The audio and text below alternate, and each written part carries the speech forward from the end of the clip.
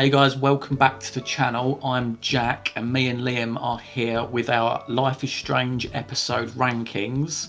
So we're going to be going through the game in chronological order in order to do this. So mate, I'll pass the mic over to you. Let's get going.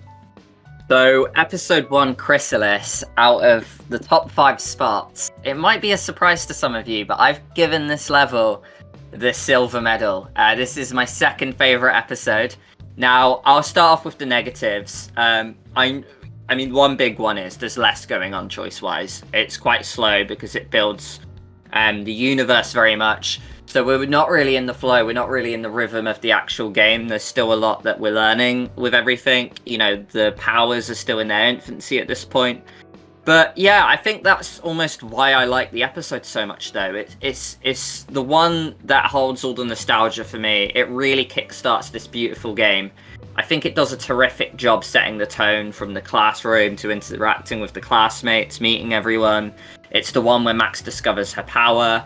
I think it's just really strong with the opening, with the Sid Matters music going on, the setting, the characters, the gunshot scene. It's all just really gripping.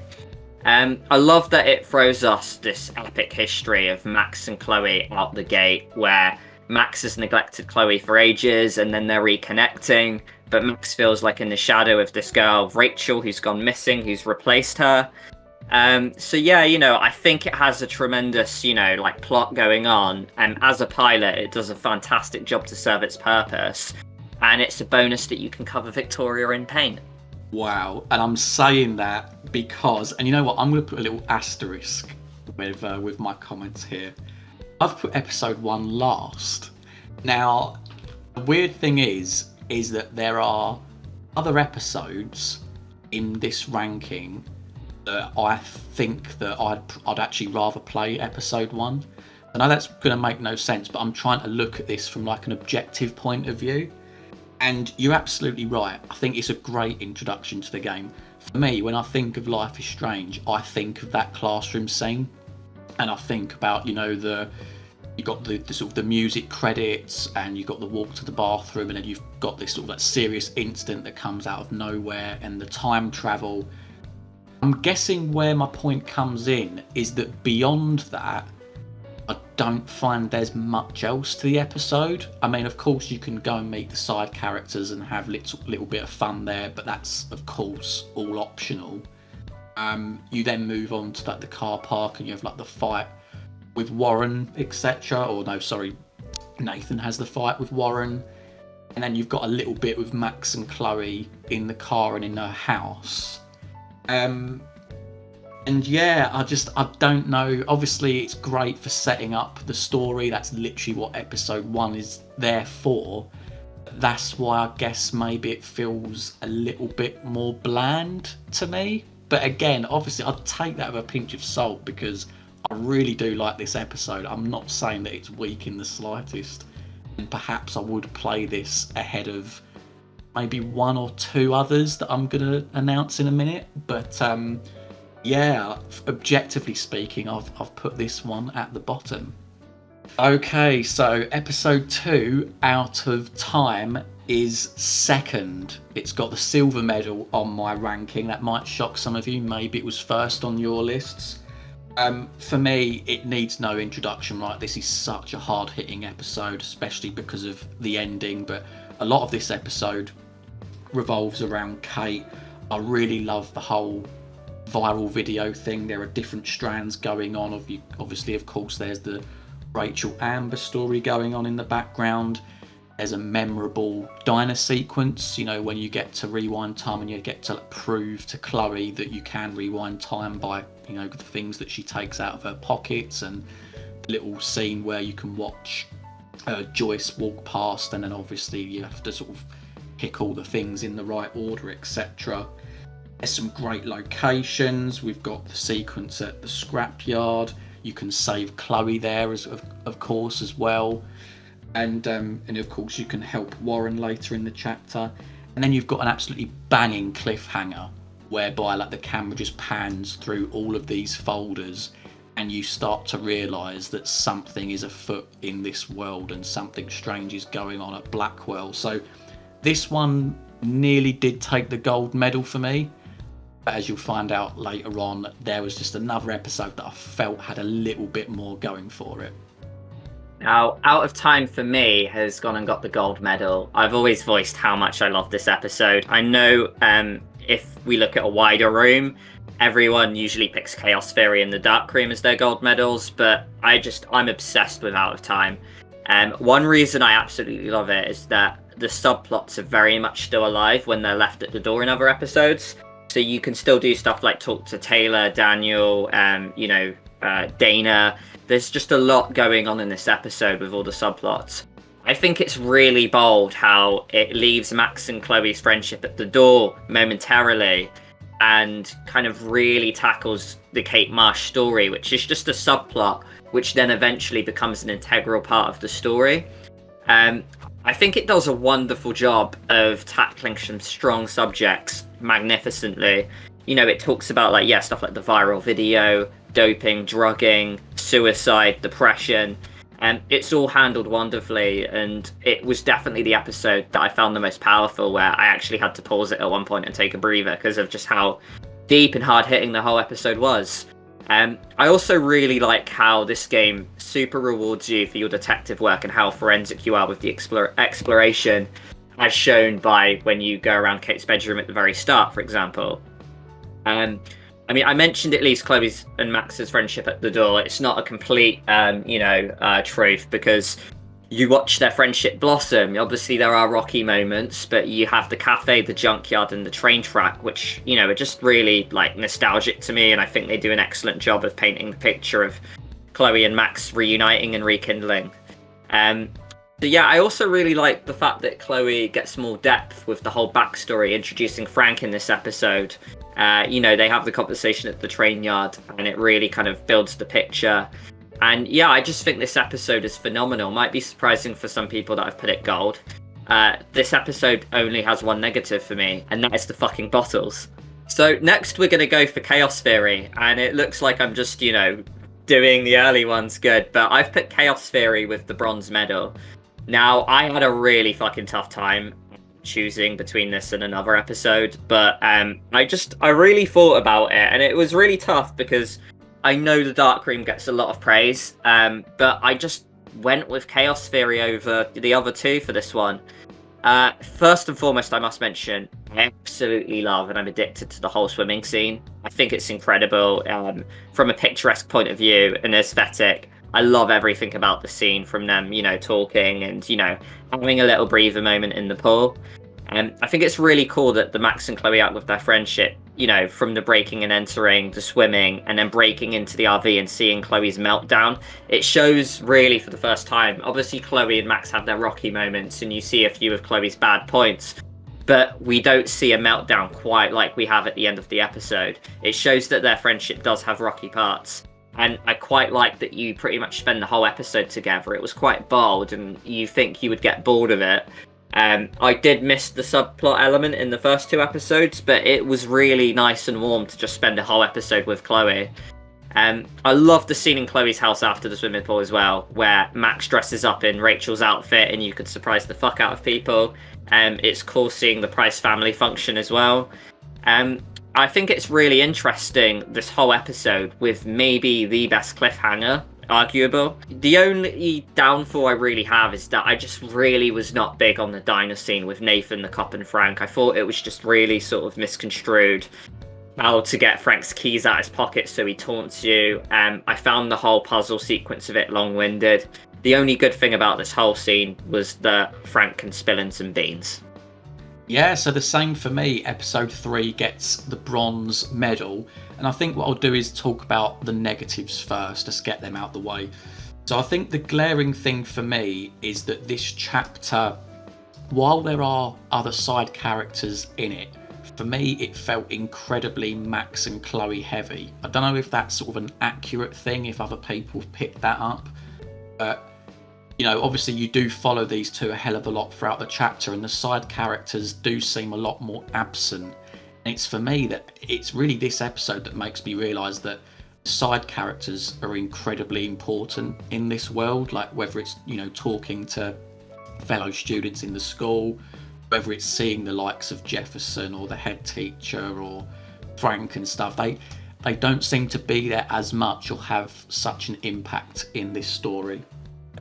I think as well, it does seem a little bit maybe slow and a bit repetitive in places. Like Liam said, like you break into the school, you break into the head teacher's office, then you break into a swimming pool, and then later on you're breaking into an RV. Like it's just a lot of the same things are going on in this chapter. But of course, yeah, there are positives to this episode that I'll go into now. So first of all, of course, in my story, Kate Marsh unfortunately died. And at the opening, you do walk outside of your room and you can see like a little shrine for her, which I think is just such a beautiful touch. And again, goes to demonstrate how sensitive that Don't Nod were into this whole theme of suicide, and of course the character of Kate Marsh. And just from a branching perspective, how well that your choices carry on into future episodes. Again, almost to like counteract my point from before, because it is Max Chloe heavy, you do get to see more of their dynamic. Like you say, in the swimming pool, you can have like a quite, romantic moment there for each other. I think what ultimately pulled this episode up to the bronze medal in comparison to the others is because it does have that hard-hitting thing to it. Again, when you have the flashback scene and you can see obviously Max and you can see Chloe when they was younger, and you get to meet William, who ultimately does go on and die. There's some nice moments there where you've got to hide the keys, and that ultimately changes the timeline. And even some things like where you then finding that Max is then friends with Victoria, which puts a complete spin on what that relationship was leading up to that point in, the original timeline. And of course, you get another cliffhanger ending. You turn up at Chloe's house and she's disabled, so you're then left with the guilt of knowing what your changes have done to her as well. So yeah, I find that episode 3 was a little bit of a mixed bag. There's pros, there's cons, and I think that's why I ultimately put it slap bang in the middle of this list. Okay, so for me, The Dark Room episode 4 takes the gold medal in this ranking. Again, we're coming back to these hard-hitting moments. You start in the alternate timeline, you see the guilt with Max, which ultimately, it can lead to another, very dark theme of euthanasia, having to kill her best friend, and then she ultimately has to go and rewrite the timeline that she just created, and by doing so, effectively kill Chloe's dad, William, which is just absolutely horrific. And there's some really touching moments there. They deliver the simple things like watching a movie, looking through a photo album together, things that, perhaps all of us can relate to at some point in our lives.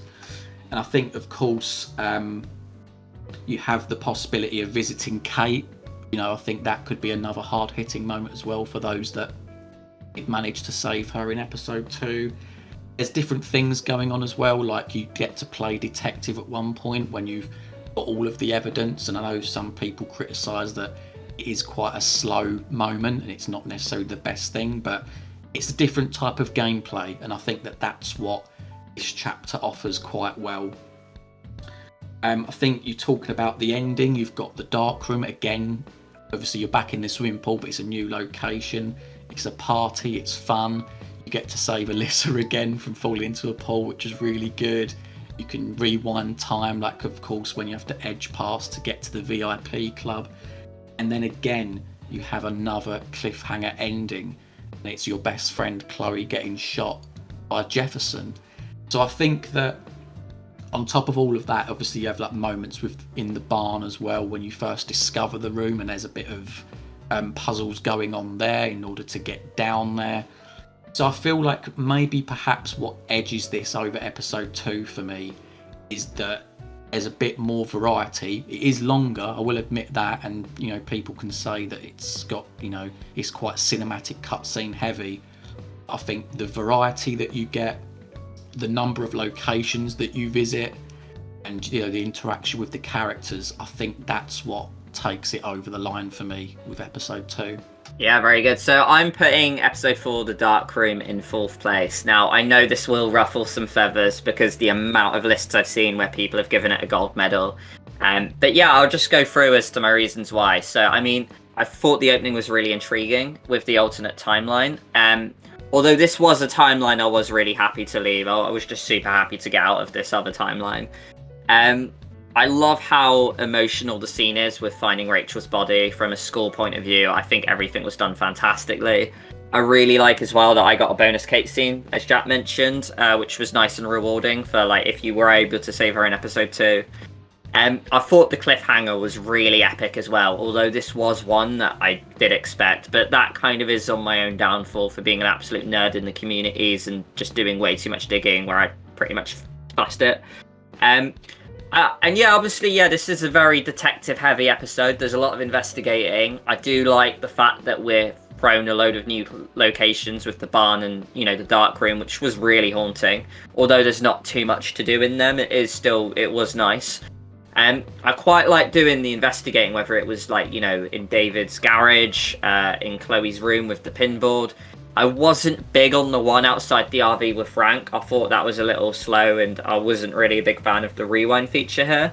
But nonetheless, it was, like Jack said, like a nice change of pace and kind of like it gave us something a little different. And, you know, although it was different, the whole detective element was something I felt could have been a little bit more polished. My last criticism is, now, although I absolutely loved the Vortex Party, I thought it was fantastic going to the swimming pool. It was just such a neat setting. I loved the song that was going on. I did felt that it was somewhat a scheme to kind of finalise and cram all the subplots in, with Max giving a zillion speeches telling everyone that they're a good person and they need to be less hard on themselves. Although in theory it's cool that we got to say bye to everyone, I felt because they had a plan with episode 5 to be very sort of linear and, you know, away from all these characters, that I felt like it just felt really crammed to me, that we just get all the characters in one big building, and I don't know, it just felt somewhat condensed, and a lot of these subplots kind of had a bit of a meh ending in my opinion. You know, now obviously you could shoot me, you know, I know people love this room, but yeah, I've just got to be honest here, and you know, that's the beauty of building these subjective lists. I've put the Dark Room in 4th, just missing out on a bronze medal. Although it was really tough. It really was neck on neck with that and Chaos Theory for me.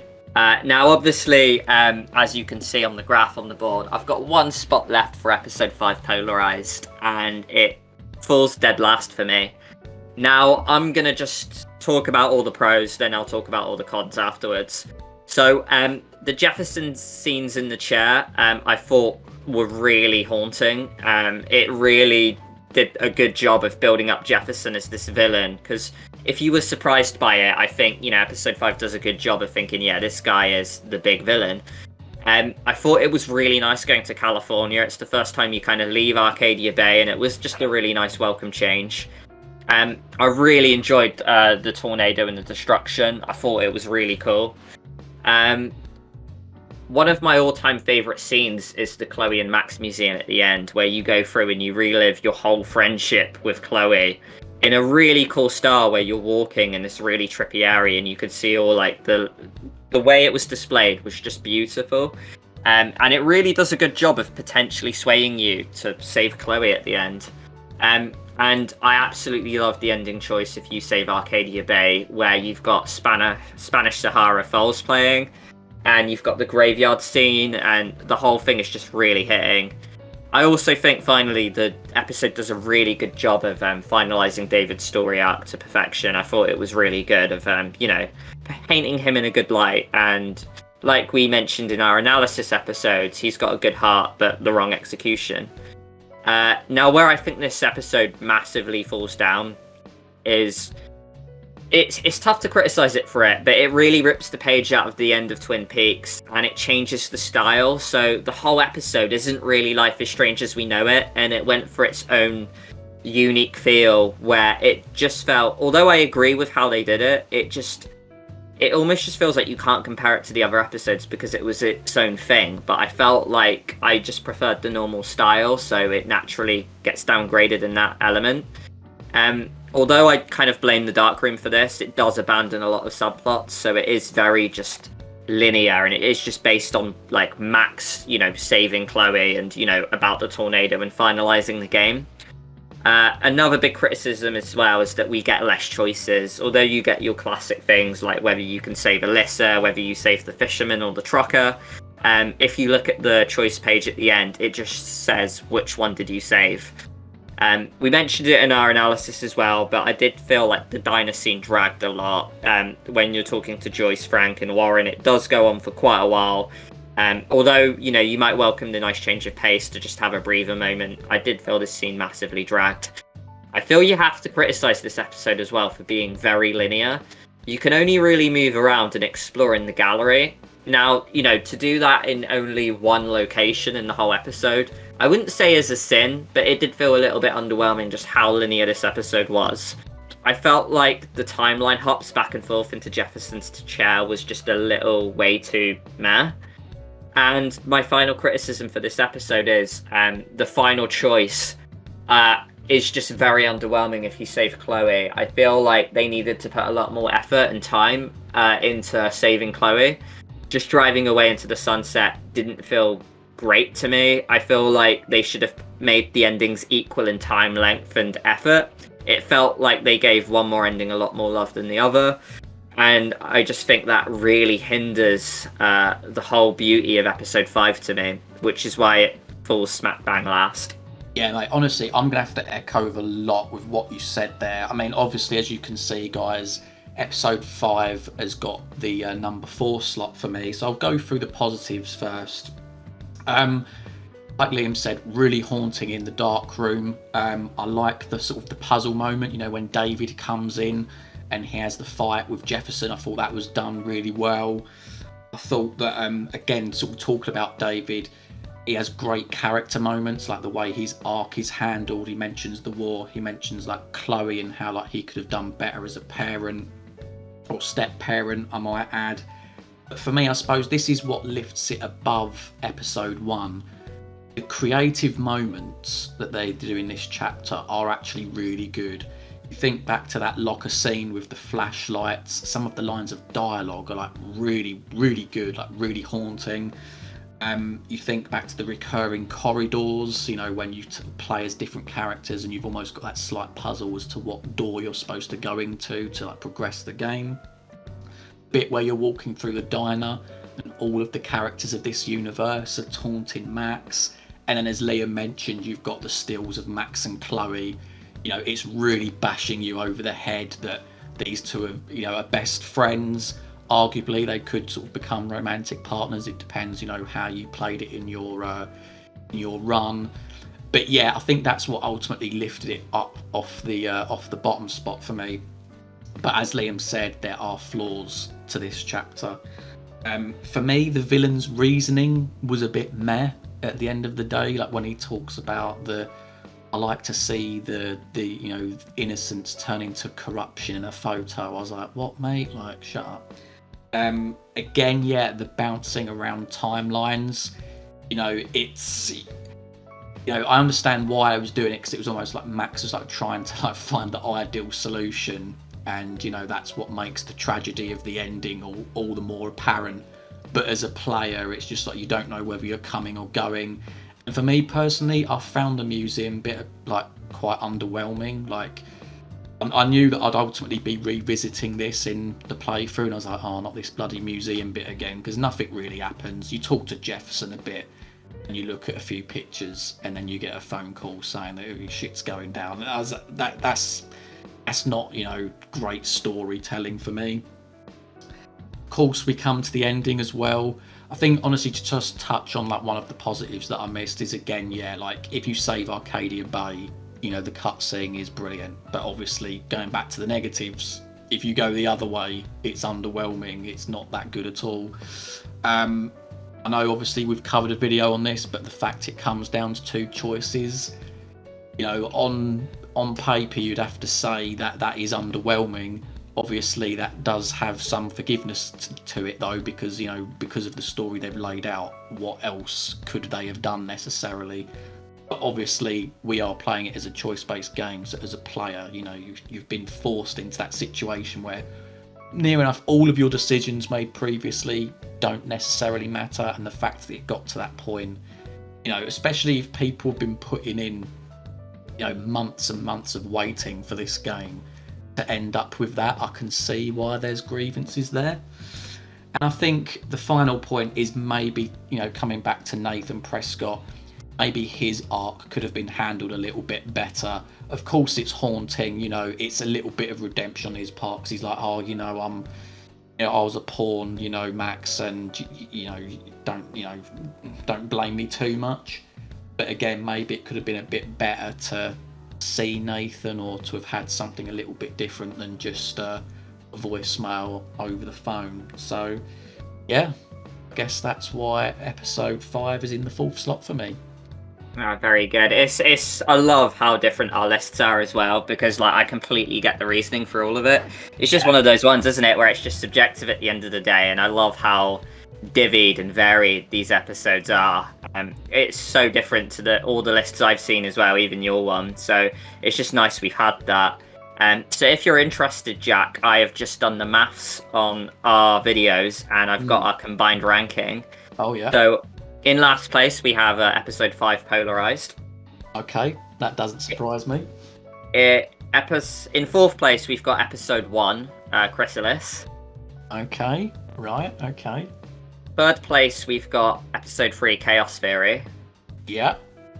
In 2nd place we've got episode 4, The Dark Room. And our overall winner is the one I put first, which is episode 2, Out of Time. For me, episodes, my top 2 were pretty easy to slot in, like episode 4 and episode 2. For me, it was episode 1, 3 and 5 that I was constantly moving around. And the fact that I was thinking about episode 1 and I was like, I really enjoy playing it. But when you look on it overall, there are bits in 3 and 5 that stand out a lot more.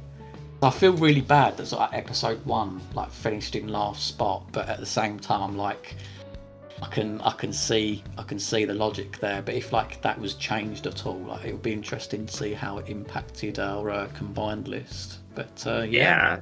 For me, the ones that I struggled with were episode 3 and 4, and I know I put Chaos Theory over Dark Room, but it took so much picking and dissecting to figure that out.